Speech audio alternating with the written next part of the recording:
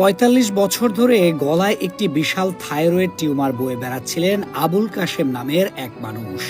পুরো ৪৫ বছর ধরে সেই টিউমারের সঙ্গে লড়াই করতে করতে তার জীবন কেবল যন্ত্রণা আর কষ্টে ভরে উঠেছিল। পানি খেতে পারতেন না ঠিকমতো, ভাত খেতেও পারতেন না স্বাভাবিকভাবে।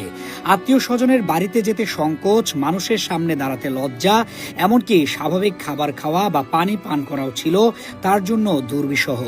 বিদেশের নামকরা হাসপাতাল এবং বড় বড় বিশেষজ্ঞ চিকিৎসকরা যখন এই জটিল টিউমারের অপারেশনে হাত দিতে রাজি হননি, তখন সবাই ভেবেছিল হয়তো জীবনের বাকিটুকু কষ্টের সঙ্গেই কাটাতে হবে তাকে।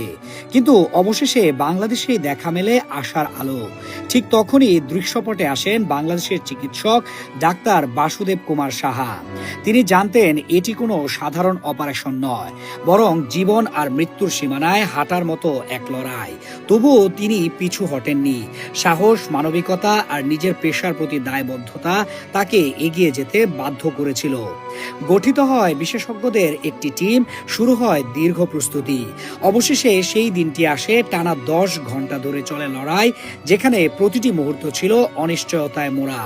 কিন্তু আল্লাহর অশেষ কৃপা আর ডাক্তারদের অক্লান্ত চেষ্টায় ঘটে যায় সেই অলৌকিক মুহূর্ত। টিউমারটি সফলভাবে অপসারণ করা হয়। অপারেশন শেষ হওয়ার পর যখন ডাক্তার ঘোষণা দিলেন অপারেশন সফল, হাসপাতালের করিডোর যেন আবেগে ভেসে গেল। সন্তানেরা দৌড়ে এসে বাবাকে দেখতে লাগলেন, সেজদায় পড়ে কান্নায় ভেঙে পড়লেন কেউ আবার বুক ভরা আনন্দে ডাকলেন আলহামদুলিল্লাহ।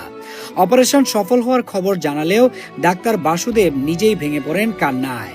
তিনি জানান মাত্র 3 মাস আগে তিনি তার বাবাকে হারিয়েছেন। অপারেশনের প্রতিটি মুহূর্তে তার মনে হচ্ছিল আবুল কাশেম যেন তার নিজের বাবাই। সেই আবেগে তিনি বারবার বাবার প্রতিচ্ছবি খুঁজে পেয়েছেন রোগীর চোখে। অপারেশন শেষ হওয়ার পর যখন বুঝলেন রোগী নিরাপদ, তখন তার নিজের আনন্দের বহিঃপ্রকাশ ঘটেছিল অশ্রুর মাধ্যমে। চিকিৎসকের এই স্বীকারোক্তি প্রমাণ করে চিকিৎসা কখনো কেবল বিজ্ঞান নয়, এটি এক গভীর মানবিক সম্পর্ক। ডাক্তার বাসুদেব পরে বিস্তারিত জানান, টিউমারটির আকার এত বড় ছিল যে এটি আশেপাশের নার্ভ, রক্তনালী ও প্যারাথাইরয়েড গ্রন্থিকে চেপে রেখেছিল। সামান্য ভুল হলেই মারাত্মক রক্তক্ষরণ বা স্থায়ী ক্ষতির সম্ভাবনা ছিল। প্রতিটি ধাপই ছিল জীবন মৃত্যুর সীমানায় হাঁটার মতো। তবে টিমের অভিজ্ঞতা, ধৈর্য এবং সূক্ষ্ম পরিকল্পনার জোরে তারা সফল হতে পেরেছেন। আশ্চর্যের বিষয় হলো এত দীর্ঘ অপারেশনেও অতিরিক্ত রক্তক্ষরণের সুযোগ তৈরি হয়নি। এটি ছিল পুরো টিমের জন্য বিরল এক বিজয়। অপারেশন শেষে আবুল কাশেম জানান ৪৫ বছরের দীর্ঘ যন্ত্রণা তাকে ভেতর থেকে ভেঙে ফেলেছিল।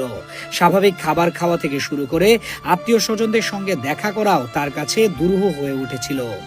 তবে আল্লাহর রহমত এবং চিকিৎসকদের সাহসী সিদ্ধান্তের কারণে তিনি আজ নতুন জীবন ফিরে পেয়েছেন। তার কণ্ঠে তখন ভেসে আসছিল কৃতজ্ঞতা আর স্বস্তির কথা। আমি মরণের মুখ থেকে ফিরে এলাম, আমি এখন নতুন করে বাঁচতে পারবো। এই ঘটনাটি প্রমাণ করে দিয়েছে বাংলাদেশের চিকিৎসকরা যথেষ্ট দক্ষ, সাহসী এবং বিশ্বমানের যে কোনো জটিল অপারেশন সম্পাদনের ক্ষমতা রাখেন। চিকিৎসা বিজ্ঞানের সীমানা পেরিয়ে মানবিকতার যে গভীর রূপ এখানে ফুটে উঠেছে, তা সমাজে আস্থা ও ভালোবাসার নতুন দিগন্ত উন্মোচন করেছে। ডাক্তার ও রোগীর অশ্রু মিলিত হয়ে তৈরি করেছে এমন এক ইতিহাস যা শুধু চিকিৎসা বিজ্ঞানের অর্জন নয়, বরং মানবিকতারও এক উজ্জ্বল দৃষ্টান্ত।